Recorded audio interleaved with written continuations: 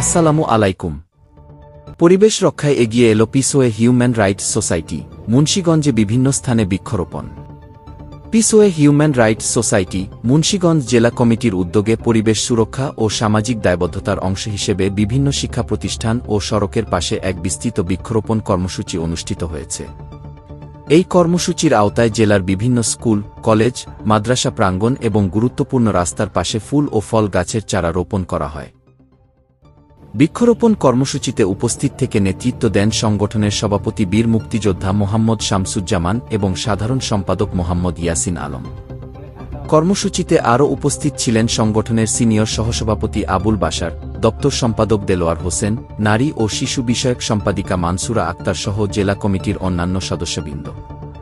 পরিবেশের ভারসাম্য রক্ষা এবং সবুজ ও বাসযোগ্য মুন্সিগঞ্জ গড়ে তোলার লক্ষ্যে এই সামাজিক উদ্যোগ নেওয়া হয়েছে বলে সংগঠনের নেতৃবৃন্দ জানান।